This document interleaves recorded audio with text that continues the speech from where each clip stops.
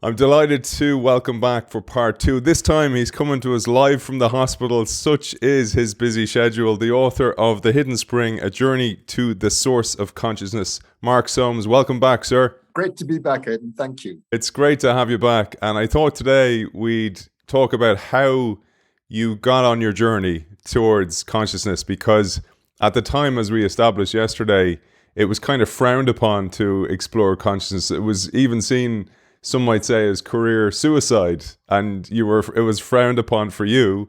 So you looked for somewhere that was a little bit safer, and this was looking at sleep, but in particular the difference in state between wakefulness and sleep.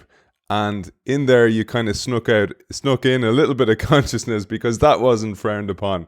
So maybe we'll start there about where you started, because this became the subject for your research doctorate. It may be difficult for people nowadays to appreciate that really not that long ago, 40 years ago, it was not a respectable topic, consciousness, in neuroscience. The only aspect of consciousness that was respectable was the sleep-waking cycle. So the brain mechanisms as to how what is happening when we fall asleep and what is happening when we wake up again, and that also included the brain mechanisms of REM sleep, rapid eye movement sleep, which is when we dream. So because I was so frustrated by the neglect of consciousness and subjectivity and all that went with it, I thought, well, this was the back door that I could go through. I would make my research on brain mechanisms of sleep, but in particular focusing on rapid eye movement sleep, and thereby looking at this intriguing phenomenon of dreaming, which is, after all, just a paradoxical intrusion into the unconsciousness of sleep, are these episodes of consciousness.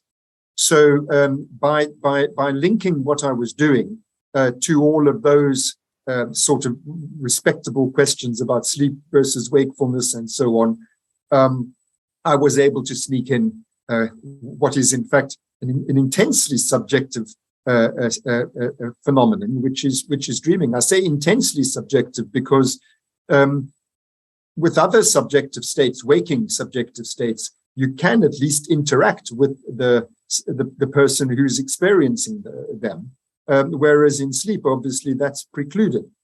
So the only way that you can study dreams is a retrospective single witness account, because that's the other thing about dreams, is that if I say to you, I am subjectively experiencing the color red, and then you look at this surface and you say, yes, I too am experiencing the color red. That thing over there, we're both calling it the color red. You can't do that with dreams, because only the dreamer experiences their dream. So it really was quite a leap to go from brain mechanisms of sleep and wakefulness to going to the brain mechanisms of dreaming. But that was how I managed to do it.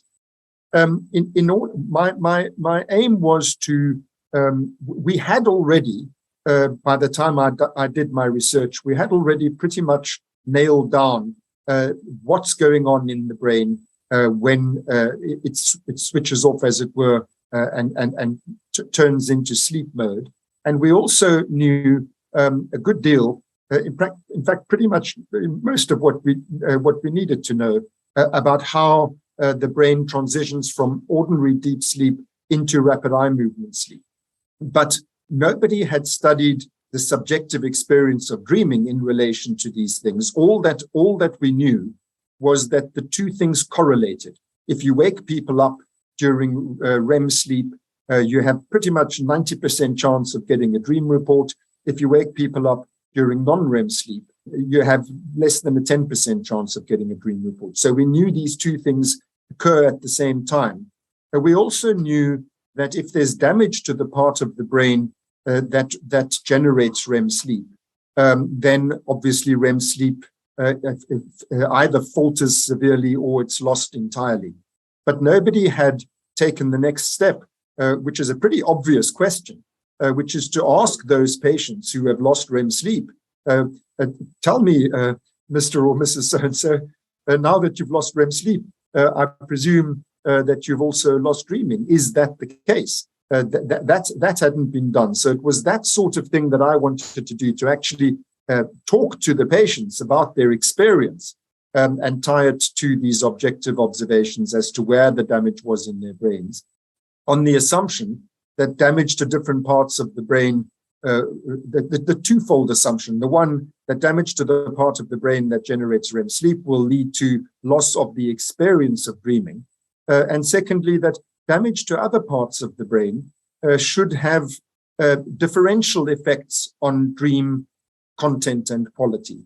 So, for example, if you have damage to the visual parts of your brain, which affect your visual perception in waking cognition, presumably there should be some analogous or equivalent alteration in the visual quality of your dreams, and likewise for language parts of the brain, and so on and so forth. So those were the things I was interested in determining. Because it's subjective, you need relatively large numbers of patients, because you need to see if I have 10 people with damage here, 10 people with damage there, 10 people with damage in the other place, whether they report the same thing.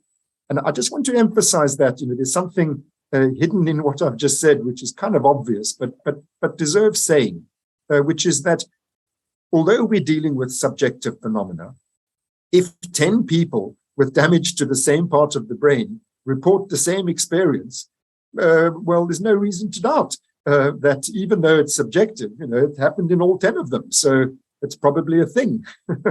And so I was really not, as you can gather, I was really not, I couldn't quite grasp, why is it that we can't do science on subjective phenomena? It seems pretty straightforward to me. I really understood this, and from my layman perspective, in your research, you expected to find the patients, like you said, with damage to the visual cortex would therefore experience non-visual dreams, and language damage, so damage to the language cortex, would have non-verbal dreams.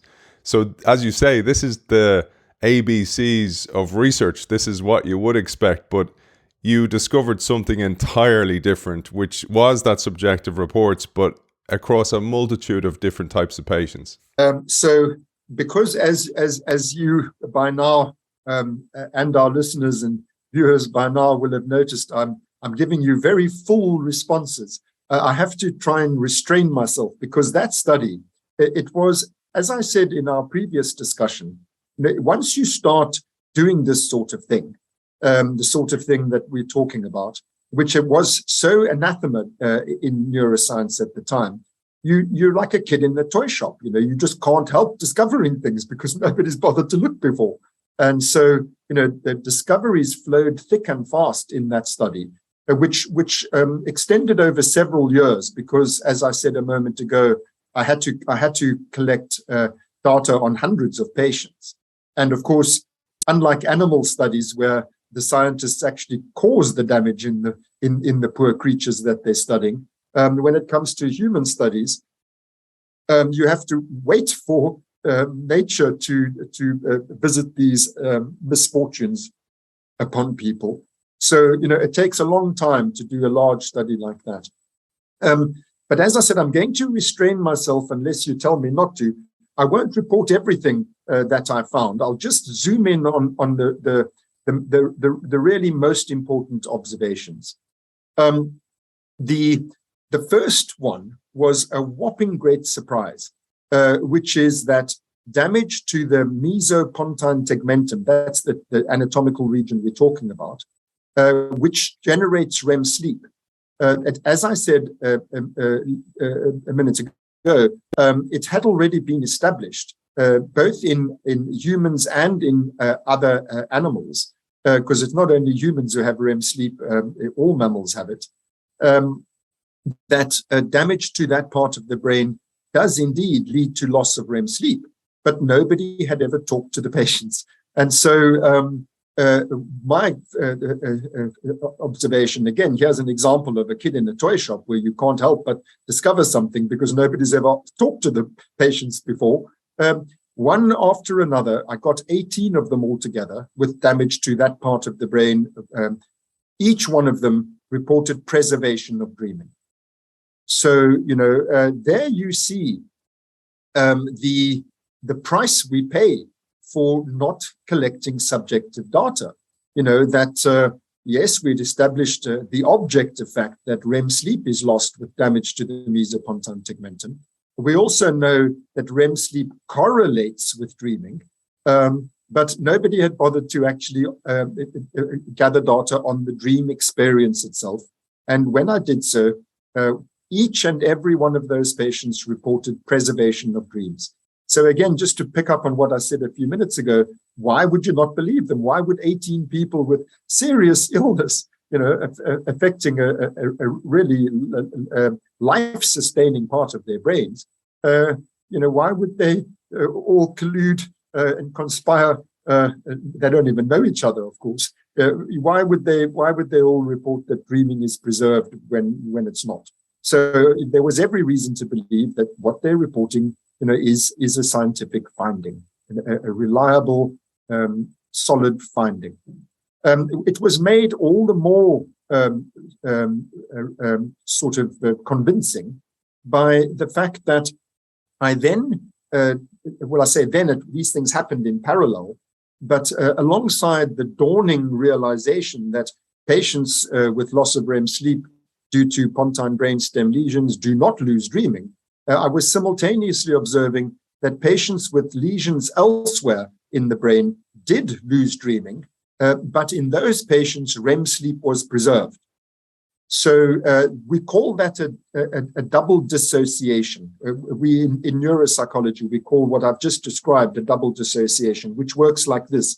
If damage to brain part A leads to loss of function A, but the preservation of function B, and damage to brain part B leads to loss of function B, but preservation of function A, then you're dealing with two different functions. They're not the same thing. I mean, it's pretty obvious. So that's what I'd found. Damage to one part of the brain leads to loss of REM sleep with preservation of dreaming. Damage to another part of the brain leads to loss of dreaming with preservation of REM sleep. That means REM sleep and dreaming are not the same thing. When we teach research methods to undergraduate students, we point out to them that a correlation is not a cause. The fact that two things happen at the same time doesn't mean that the one's causing the other, or indeed, which was what we were led to believe by the earlier researchers, or indeed that they are the same thing, that REM sleep and dreaming are just the same thing observed objectively and subjectively. They're not the same thing. They merely correlate with each other. The interest then turned in my research. My interest then turned to those brain regions, the damage to which lead to loss of dreaming. Actually, there were two such areas. One of them was not such a surprise. We were speaking earlier about the visual parts and the verbal parts of the brain. The part of the brain damage to which, the one of the two parts of the brain, damage to which leads to a total cessation of dreaming with preservation of REM sleep, is the parieto-occipital junction, which is where visual and auditory and somatosensory information all come together. And so it's the technical term that we use for that is heteromodal perception. In other words, all the modalities combined.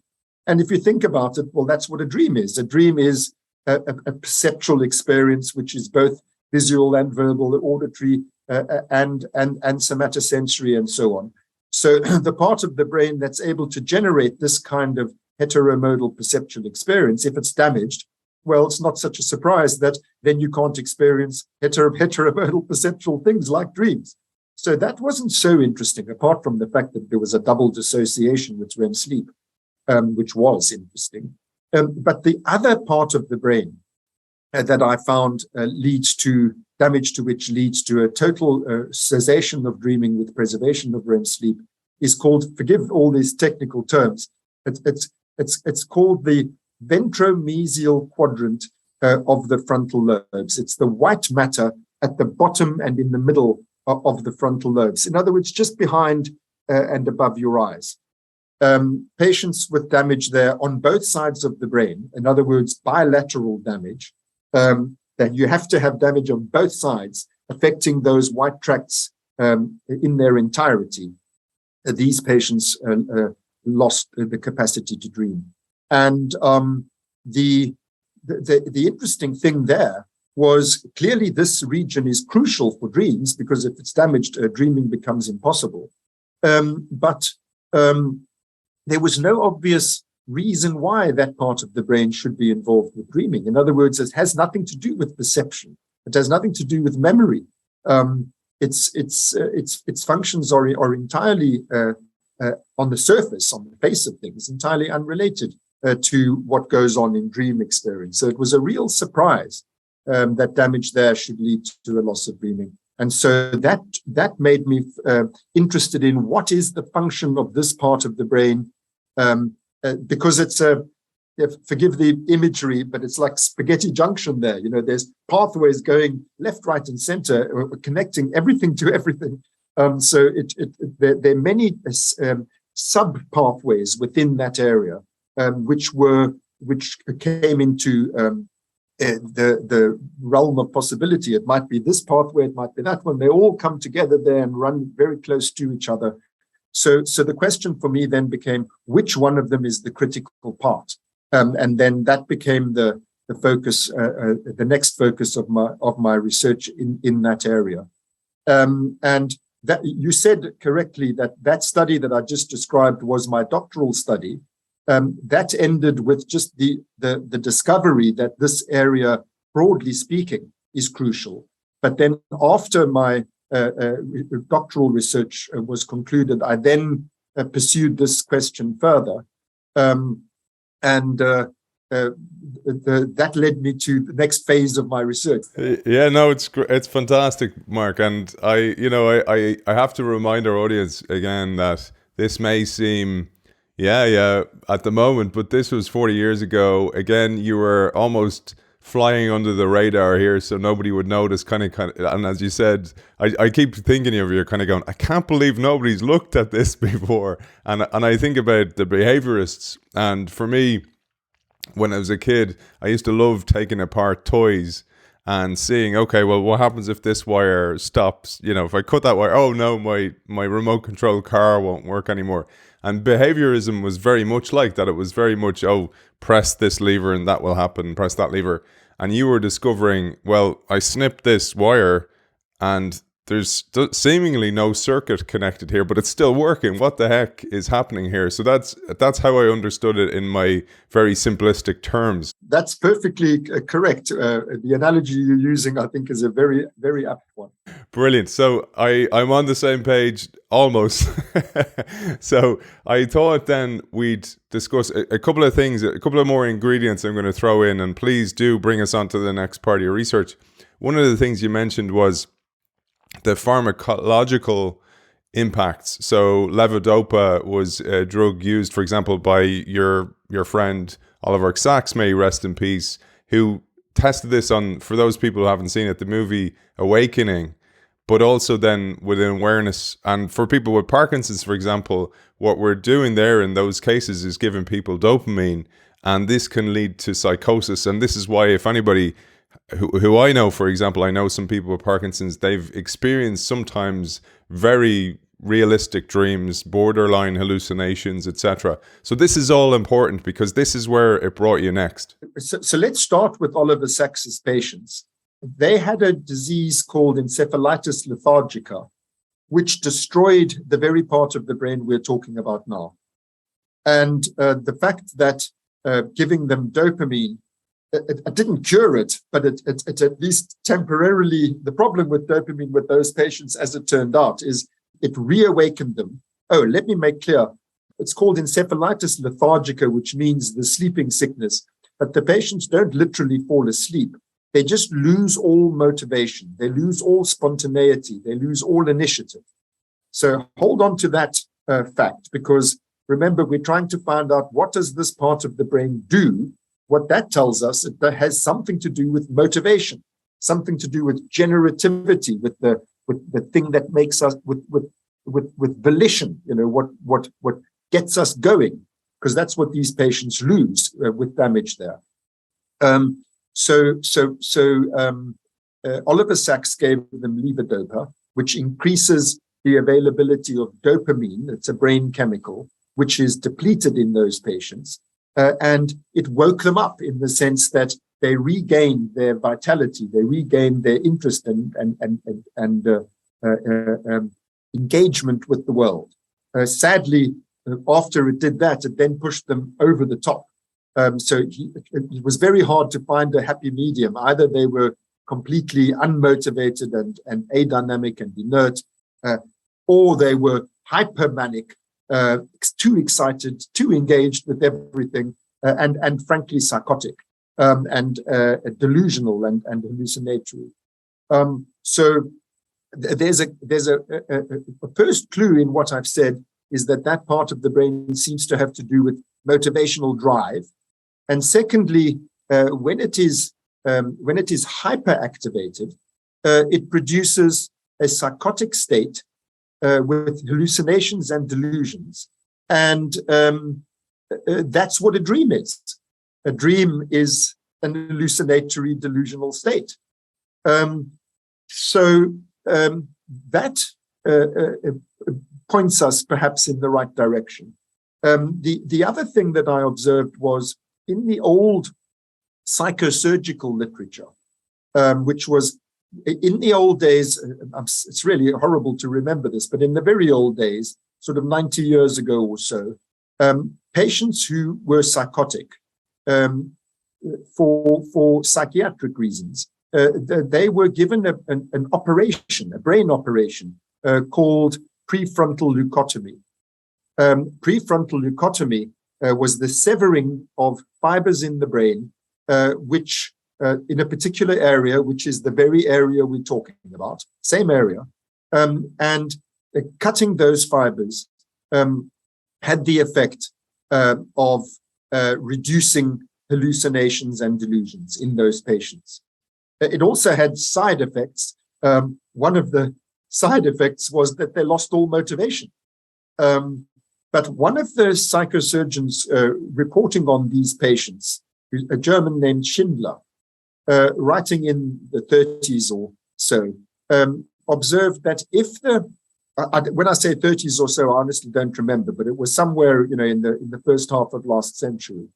And he observed that patients who wake up from this operation, who continue to dream, that's a bad prognostic sign.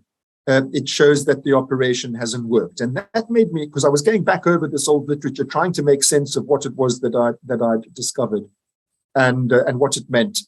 And that remark by Schindler was the one that made me make the connection that I just said to you, that dreams are a psychotic state. And so if you can dream, it means you can generate hallucinations and delusions, which are artificially generated by giving the patient dopamine, which is the chemical that is transmitted by these pathways. So that narrowed my focus down between all of those multiple pathways. I was thinking it's the dopamine one. The dopamine one seems to be the crucial one. There are other reasons too for thinking that this might be the crucial one. That is that when that operation was abandoned around the middle of the 1950s or so, people stopped doing that operation on psychotic patients. It was because there was a new drug that had been discovered, which those days was called a major tranquilizer. But nowadays we call that drug an antipsychotic. And what does the antipsychotic drug do? It blocks dopamine. So chemically blocking dopamine prevents hallucinations and delusions. Boosting dopamine chemically promotes hallucinations and delusions. Cutting those dopamine fiber pathways prevents hallucinations and delusions. And so I thought this is probably the system. This is the one that I can focus on. And of course, in science, you then have an hypothesis. It doesn't mean that you then rest on your laurels. You've got a good idea.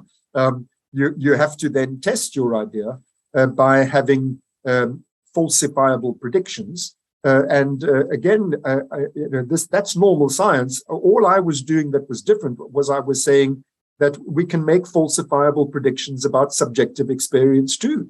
You can predict that if you increase dopamine chemically, the person taking the drug, the research participant, will have more dreams. They'll report more dreams. If you block dopamine chemically, they'll report less dreams. If you give a placebo, nothing will change in their dreams. And so that's what we found. There were, in fact, two studies that I'm referring to there. The one was looking at the blocking of dopamine. The other one was looking at the boosting of dopamine. You boost dopamine, patient has more dreams. Not patient, these are research participants, volunteers. They have more dreams. Interestingly, they don't have more REM sleep. So REM sleep stays the same, but they have more dreams. When I say more dreams, I mean more in number. They have more per night. They also have longer dreams. They also have more emotionally intense dreams. They also have more bizarre dreams. They also have more nightmares. So basically, every dimension of dreamness is increased by dopamine. And those very same dimensions are reduced. This is what the other study showed when you block dopamine, when you give antipsychotics. So that was one line of evidence which confirmed the hypothesis. But there were other lines too. One of them was that if you put now remember I said animals have REM sleep and just like we do. We don't know if they dream just like we do, but we know that in us, dreaming and REM sleep happen at the same time. They correlate. So that led to the hypothesis that during REM sleep, which is when dreams are most likely to be happening, looking at other mammals, because this method you can't do with human beings, well, at least you can't do it unless you have clinical reason for doing it. You can't do it just for experimental reasons. You put an electrode into those dopamine pathways and you measure the firing rate of those neurons. And it was possible to show that the firing rate is maximal during REM sleep in those dopamine neurons. Another method called microdialysis, which is where you measure how much dopamine is released at the terminals of that circuit. The maximum amount of dopamine is released during dreaming sleep. So those findings together, the lesion findings, in other words, damage there, leads to a loss of REM sleep. Boosting that neurochemical increases dreaming sleep. Dreams, decreasing that chemical has the opposite effect on dreams. Measuring the firing rate of those neurons, those dopamine neurons, correlates with when dreams happen, and then measuring the actual release of dopamine directly with microdialysis, that during dreaming sleep, the dopamine release is maximal. You take all those things together, you've got pretty solid evidence that what drives dreams is dopamine in that circuit, and therefore not. It's not the same as REM sleep, because not only does REM sleep have a different circuit starting in a different part of the brain, leading to a different part of the brain, but also it has a different neurochemistry. The neurotransmitter that generates REM sleep is called acetylcholine, whereas the neurotransmitter that generates dreaming is dopamine. So not only had I further confirmed that these are two separate mechanisms, but I now I got in my grasp what the nature of the mechanism is that generates dreams. It's this particular pathway called the mesocortical mesolimbic dopamine pathway. Therefore, the chemical involved is dopamine. And now comes the question, what is the function of that pathway? And it is the major motivational, volitional drive mechanism of the mammal brain. So Remember, I said, hold on to that observation that Sachs's patients lost all motivation. And this was the side effect of the operation that was done on the psychotic patients.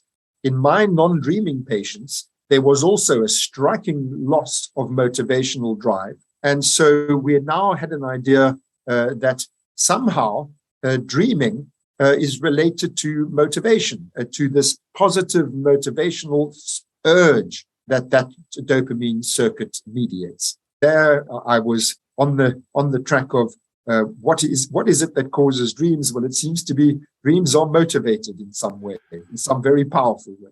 I'm going to kind of go off the book a little bit here because I'd love your opinion on this, because one of the things doing shows like this and reading eclectically absolutely does for me is it gives me a huge sense of empathy. So when you encounter somebody with a what is essentially a I suppose they're neurodiverse in some type of, ADHD, or even with Parkinson's, as I mentioned, or dementia or something like that, family members can get frustrated with them. Schizophrenia, psychosis, and you kind of, come on, just get out there and hit the gym and you'll feel better. But when you read about this and you read about dopamine, and we've covered great shows on the show recently, Mark, we had Anna Lemke talking about her book Dopamine Nation, Daniel Z. Lieberman talking about the molecule of more, which is beautifully positioned for what you talk about, because you read widely at the time, and you said also that neuroscience owed Freud an apology because he talked about wishes, which is an important term. Edmund Rolls talked about the reward system. Seeking, your friend Jaak Pransep talked about the seeking system, and we'll talk about that later on when we talk about his work in effective neuroscience. But this was all part of dopamine, and I'd love you to share maybe a word on that what I mentioned about understanding that everybody is almost like a graphic equalizer. They've different settings of different neurochemicals. Therefore, that affects behavior. It affects how they experience the world. It affects how they dream. But also then what you found in the research when you deeply delved in at that time. That's a very important point, the one you just made, that the patients who have a deficit of dopamine, they can't help it, but that they will lose motivation. They will lose. There's a symptom called anhedonia, which is nothing gives pleasure. Anergia, which is lack of energy. Abulia, which is just doing nothing. These patients can't help it because they lack dopamine. Conversely, if you have too much dopamine, you go manic. You're too interested in everything. An ADHD, which you mentioned earlier, is also dopamine mediated. So you become hyper-distractible. Everything's interesting. Everything attracts your attention. Your mood becomes too elevated in hypermania and megalomania, and eventually, they go completely psychotic if you give too much. As happens, as you know, when you're treating Parkinson's disease, you've got to be very careful not to give too much dopamine because you push the patient into a psychosis, which, by the way, the first symptoms of which are excessive dreaming. So it heralds the psychosis. Once the Parkinson's patient starts going into that too many dreams, too many nightmares, then you realize, gosh, better titrate the levodopa because next thing they're going to be psychotic. It's very important that we recognize that you've got no control over these things. This is just, and so I did something which I recommend every neuroscientist or probably every psychiatrist should do, which is to take these drugs yourself and see what effect it has on you so that you know from your own personal experience what these patients are going through, not only in terms of the underlying neurodynamics of their illness, but also what effect it has on them when you give them these drugs. What does it feel like to take an antipsychotic, for example? I can tell you it feels bloody awful. What does it feel like to take levodopa? I can tell you it feels great. So I know from my own experience that you are changed. You, as a person, as a personality are radically changed by fluctuations in these brain chemicals. The brain chemicals, the ones we're talking about, which are fundamental to our feeling life, to emotional life. Now, you mentioned Freud. Freud had, as you just said, Freud had claimed, on the basis of purely psychological studies, in other words, talking to people. Remember the free association method that I mentioned in our previous discussion. Getting people to free associate about their dreams, in other words, to say everything that comes into their mind in connection to the remembered dream. Freud observed that those associations aren't random, that they seem to converge on a subplot, on a sort of what he called the latent content, the sort of implicit ideas behind the dream. And he said that they are intensely motivational, and that moreover that they are wishful, that they are sort of which is exactly what this dopamine system does. It makes you optimistic, enthusiastic, interested, positive expectations. Good things are going to happen. Whoopee! Let me get out there. That theory of Freud's was discredited when REM sleep was discovered, and the brain mechanisms of REM sleep were discovered, which happened between the 50s and the 70s of last century. By the late 1970s, it was well established REM sleep is driven by acetylcholine, and the scientist who made those final discoveries in terms of unpacking how REM sleep works, his name was Alan Hobson, professor of neurophysiology at Harvard. And he wasted no time in pointing out that this mechanism is incompatible with Freud's theory. He said dreams are motivationally neutral. That was the phrase that he used. Because they're driven by acetylcholine, which has no obvious motivational, certainly no wishful. You don't start feeling like you do when you take dopamine. If you take acetylcholine, you feel a little bit crappy, actually. So it's sort of the opposite of what you would expect if dreams were wishful. But also, Hobson pointed out, if dreams happen during REM sleep, then they're happening every 90, because REM sleep occurs every 90 minutes. It's a pre-programmed, clockwork. So every 90 minutes, the acetylcholine goes through the roof, and then you're dreaming, and then it stops, and then 90 minutes later, woof, and you dream again. And so Hobson said this clearly is incompatible with Freudian theory. It's driven by the brain stem, this very reflex type of part of the brain, nothing to do with the mind, said Hobson. It's driven by acetylcholine, nothing to do with motivation, and it happens every 90 minutes like clockwork. So can't be the result of these complicated psychodynamics.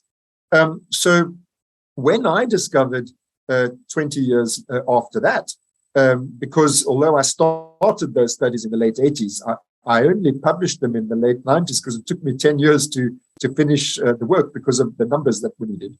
I said, well, first of all, the critique, the demolition of Freudian dream theory on the basis of the discovery of REM sleep, it no longer applies because the loss of REM sleep doesn't lead to loss of dreaming.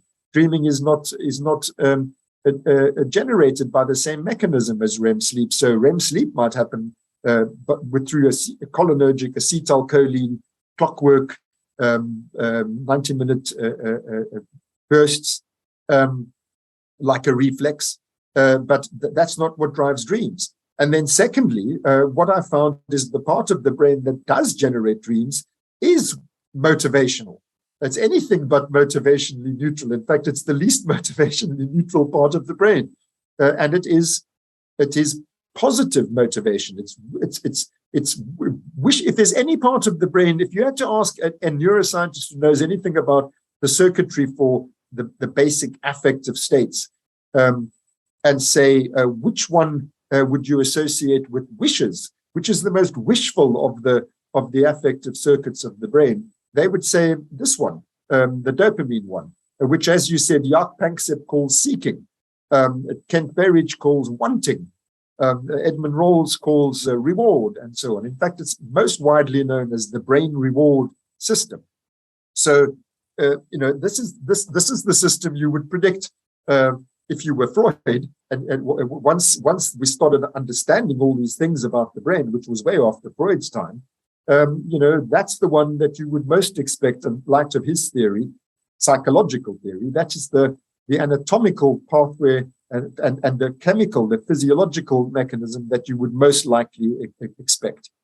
So I said to Alan Hobson, he invited me over to Harvard you said I was under the radar. I must tell you, after the publication of my findings, which was 1997, I was no longer under the radar because as I told you, I couldn't help but discover things, and so that was a big discovery, that dreaming and REM sleep are doubly dissociable, and that dreaming is generated by dopamine, not by acetylcholine. So Alan Hobson invited me over to talk to his group in Harvard, and he was perfectly decent about everything. In fact, he wrote a very good review I published a book at that time called The Neuropsychology of Dreams. He wrote a very, very good review of it.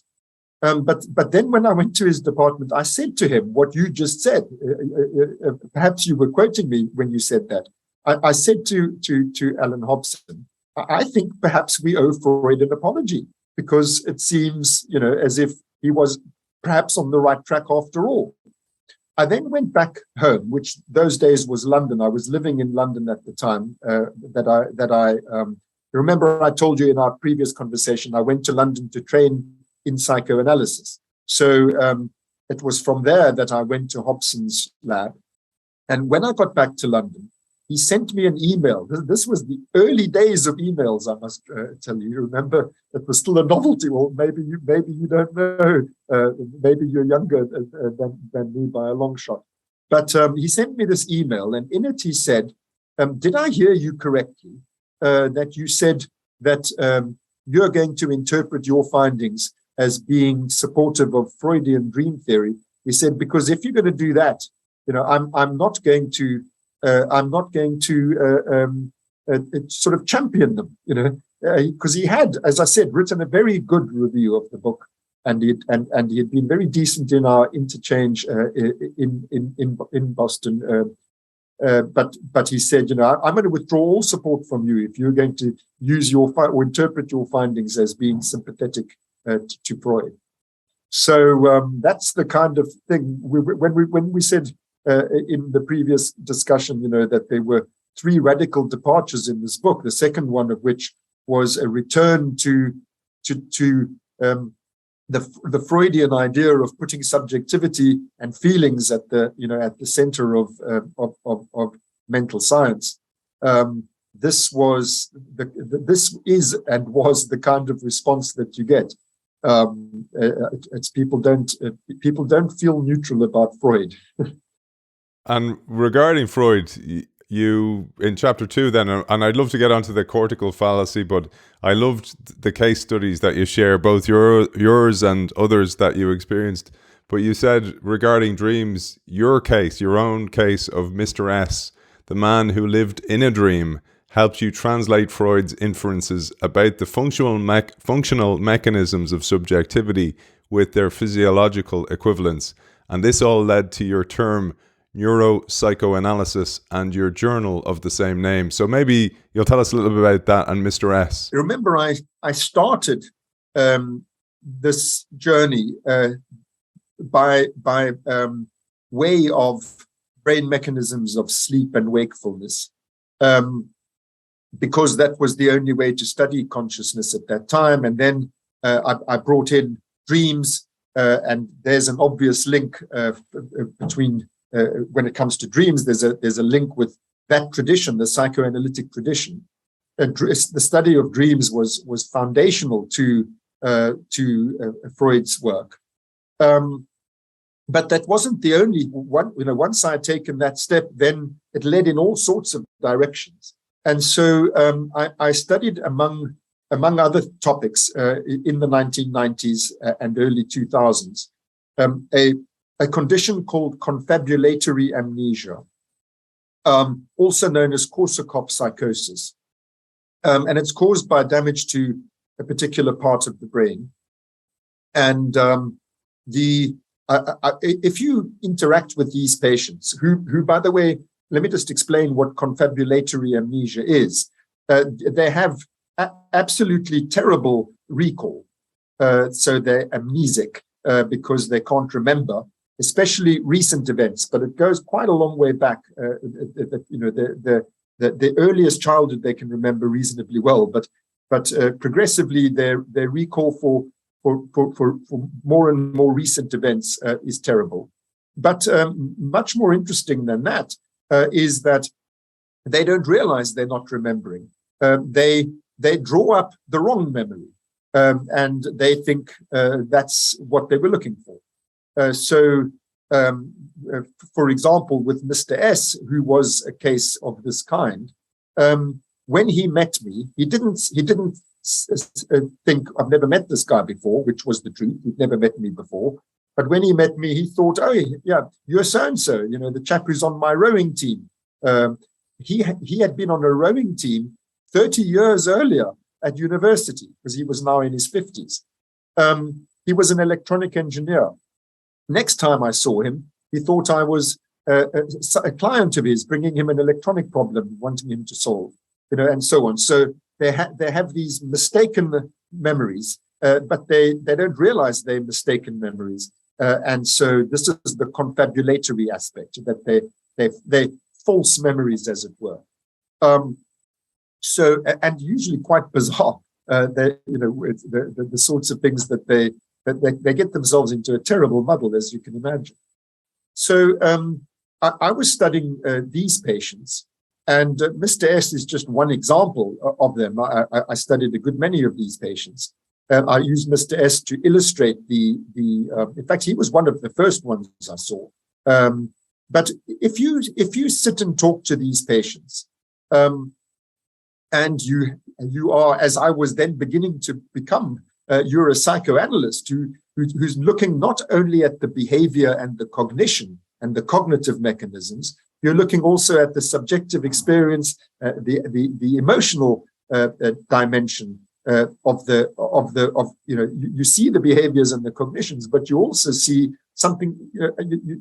You don't neglect the affective side, the emotional side. If you do sit with a patient like that, with this bifocal kind of lens, where you're looking at both things, something jumps out at you, which is that the confabulations are not motivationally neutral. The confabulations are quite obviously tendentious. In other words, they're quite obviously wishful. The things that the patient misremembers are they turn rather than just being a random mistake, the thing that they think they're remembering actually makes the current situation much better. Now, the examples I gave earlier are not such good ones. I mean, I could force it and say, well, it's better to think you know somebody than that you're with a stranger. It's nice to be with somebody who's familiar. It's nice to think that you're 20 years old when you're 50 years old. It's nice to think that this doctor is consulting. Well, this is not a doctor. This is my client. He's consulting me about his problem, rather than I'm consulting him about my problem. So the wishful element is there, but it's perhaps not so easy to see in the examples that I gave you. Better examples are that Mr. S, he had a big scar. He had a brain operation, so he had a big scar on his head, so he realized I've had an operation, because he doesn't have to remember it. He has the scar big. So he misremembered the operation as being a dental operation, which he had in fact had. He'd had dental implants, which had gone swimmingly. his chronic dental problems were fixed.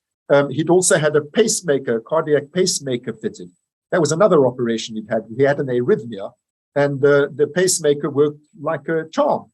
So he mistook this operation for those operations. This one was botched.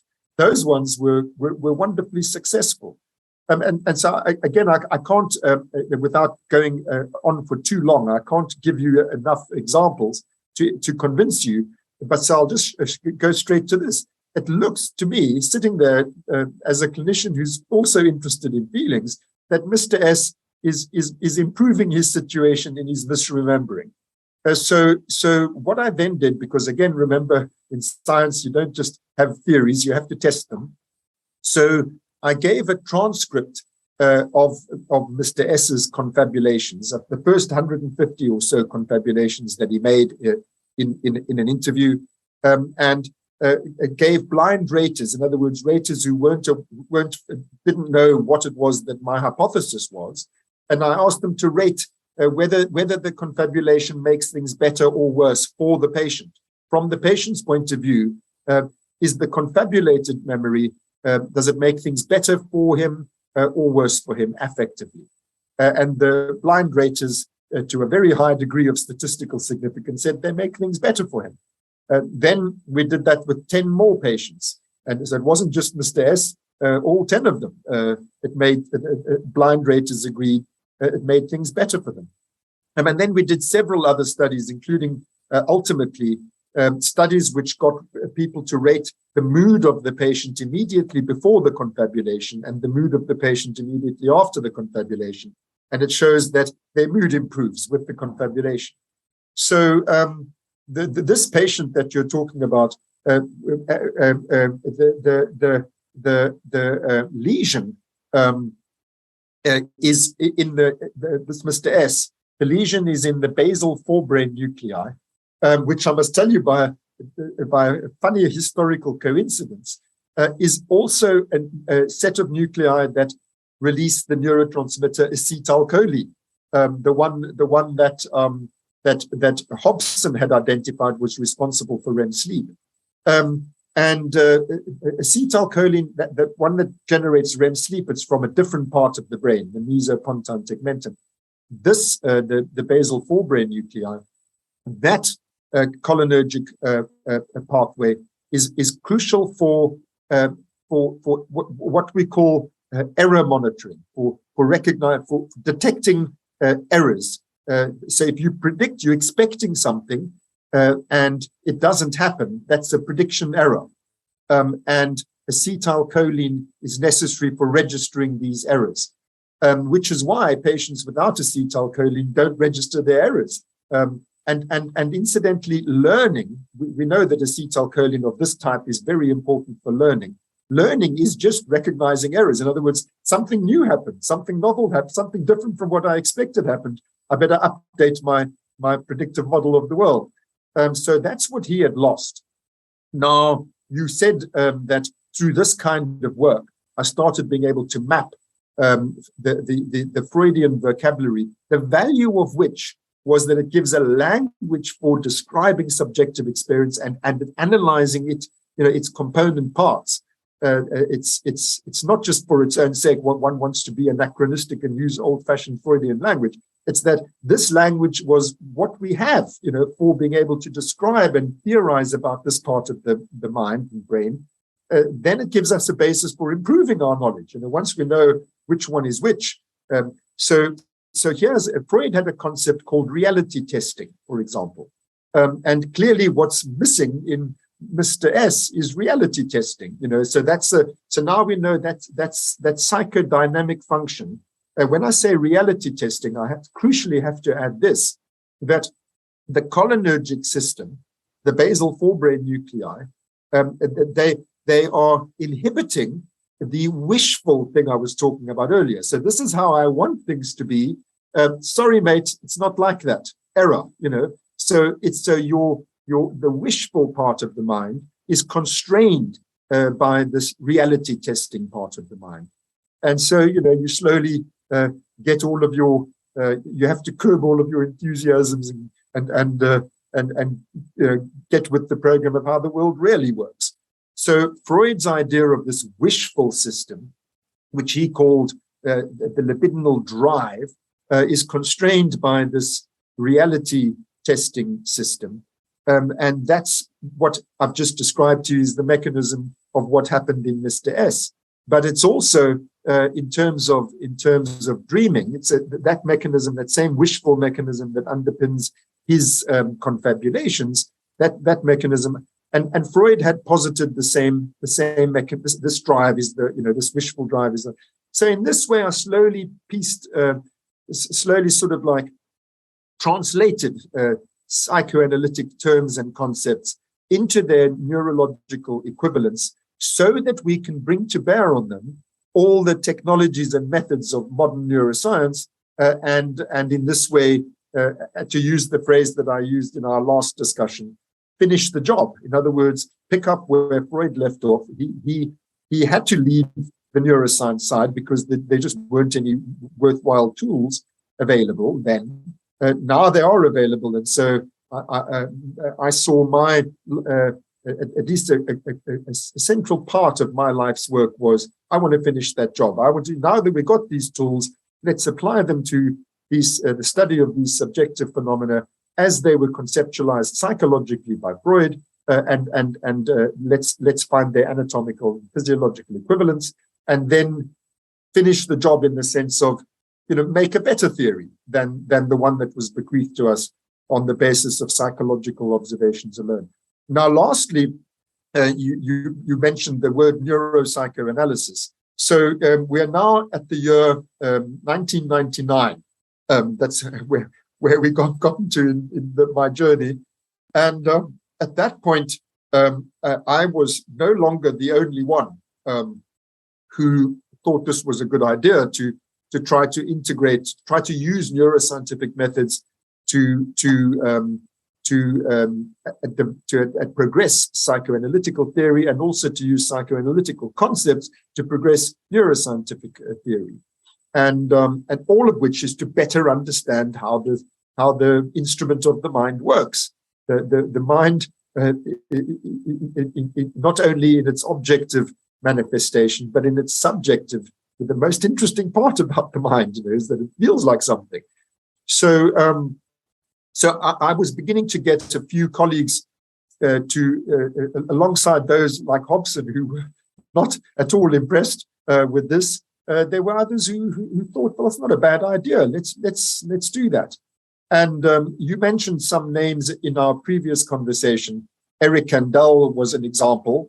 He was keen to join this quest. So was Jaak Panksepp, who you mentioned. So was Antonio Damasio, who you mentioned. So was Oliver Sachs, who you mentioned, and and a good few others.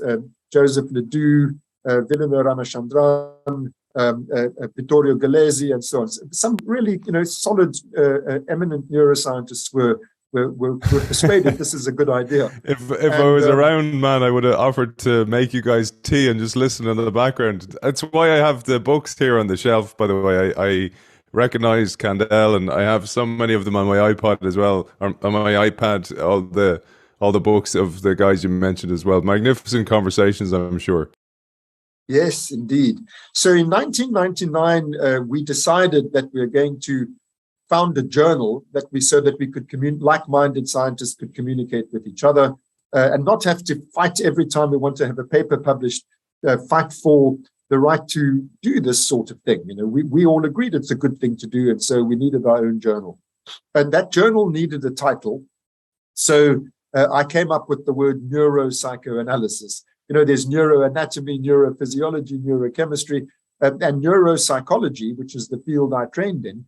And so I thought, let's call this neuropsychoanalysis. The reason I wanted to do that was because I wanted to make clear that because the word neuropsychology was associated with, as I said, it might as well have been called neurobehaviorism, because by the word psychology, they were excluding the psyche, so the word psychoanalysis makes clear what we mean by psychology is a psychology that takes seriously and holds, keeps center stage the subjective and emotional character of the psyche, of mental life. Then we had our first congress. We had this new journal, but we also started a society for neuropsychoanalysis, and we had our first congress. It was at the Royal College of Surgeons of England in London, and our speakers included many of the names I just mentioned. Damasio was there, and Panksepp was there, and Sachs was there. And I didn't even know this. The venue, which, as I said, was the Royal College of Surgeons, that his mother had been a prominent member of that college, and she had taken him as a child to the Hunterian Museum. This is a pathological anatomy museum with the most awful specimens. I mean, you see the most horrendous things in that museum, like children with two heads and, this sort of thing. And Sachs said, my mother took me around this museum. I was traumatized. He remembered it. So anyway, that's then we founded the society that we've had a congress every year ever since, but except for the 2 COVID years we didn't. And the journal's going strong, and the society's going strong, and that's what that word, how that word came into being, and why. There's a couple of things I'd love you to share with our audience, maybe, and I don't think we'll do justice to jump onto the cortical fallacy today. I think we might do that another time, Mark, if you're on for it, because it's fascinating, and it's one of the key departures you made, which is really important. So I don't think we'll do it justice in the time. You're in the middle of work, and you've kindly given us your time, your lunch break, to join us today. But one of the things you mentioned there was how Freud's work gave you a common language. And it's one of the big things a thing that's of interest to the people who listen to this show is transformation in organizations or innovation. And having a common language across the organization is absolutely key. That's one thing. I'd love your thoughts on that. And then the other is, I think it was Ludwig Wittgenstein who said that the limits of our language is the limits of our world. And that goes to your point that, well, you had to create a new word like neuropsychoanalysis because it didn't encapsulate what was available now. So I think we're seeing that in the world today. We're coming to the limits of language in a way. And if we use the old tools to describe future modes, we limit ourselves as a species as well. I think this is an important point you made. Look, I'm going to address what you've just said directly. But before I do, I just want to say something as an aside, which is that the word psychoanalysis also carries baggage. So I told you that my colleague said to me, an astronomer studying astrology, that's what a neuroscientist studying psychoanalysis is like. So I've been very mindful of that word carries connotations of an old-fashioned fuddy-duddy, 19th century, early 20th century, sort of early stutterings of the field.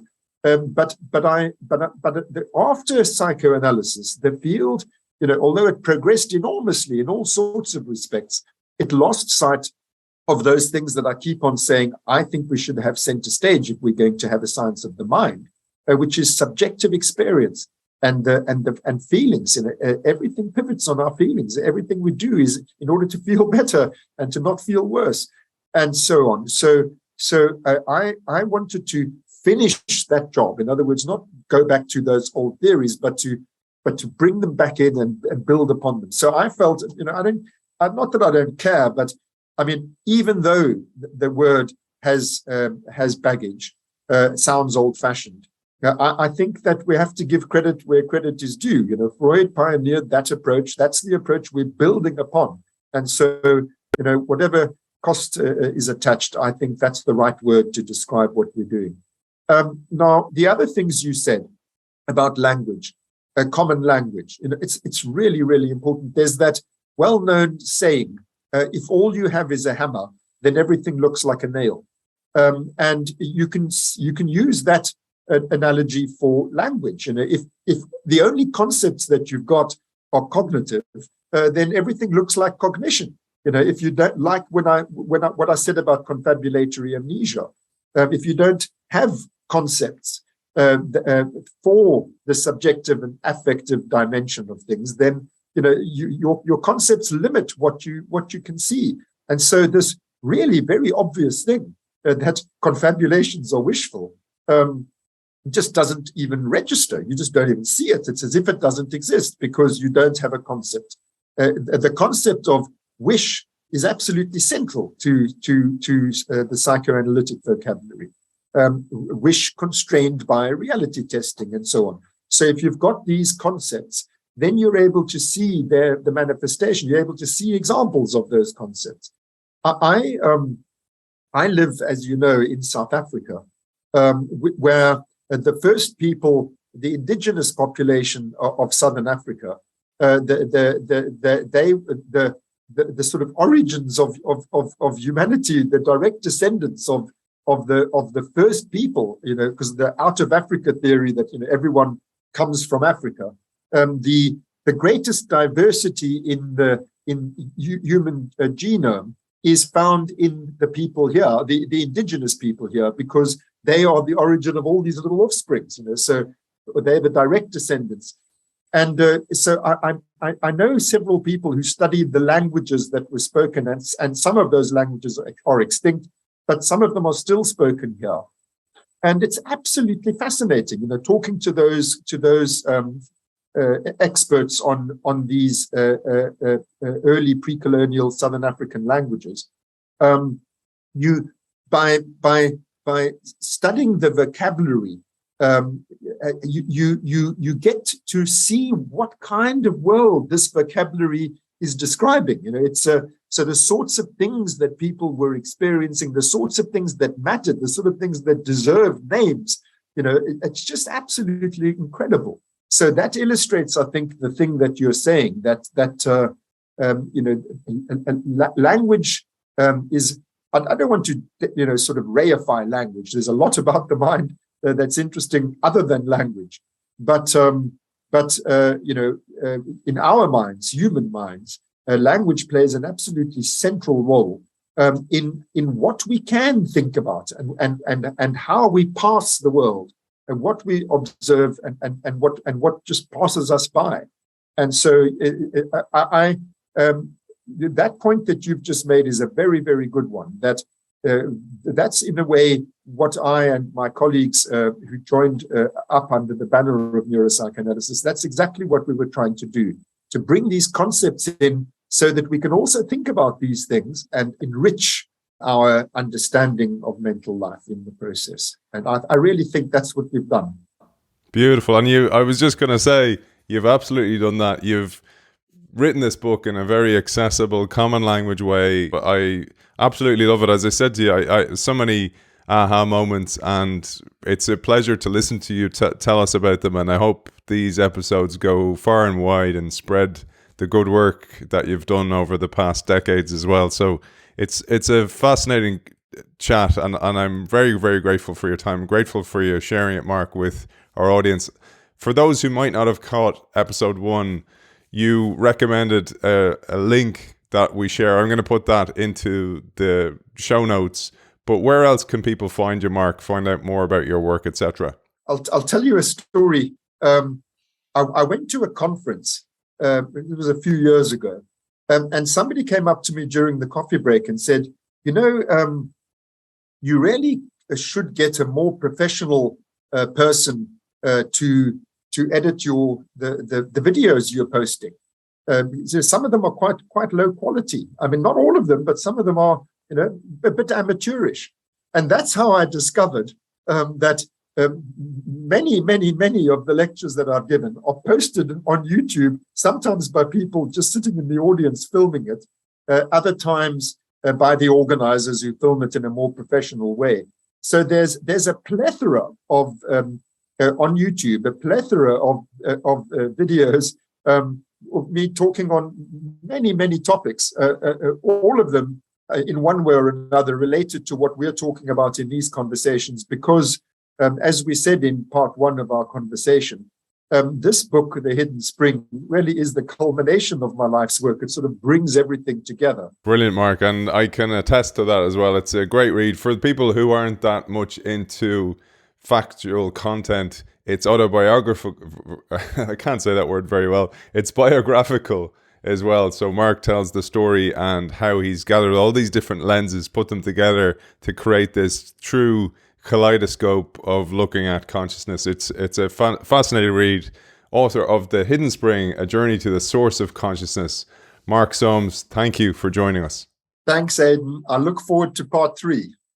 Likewise.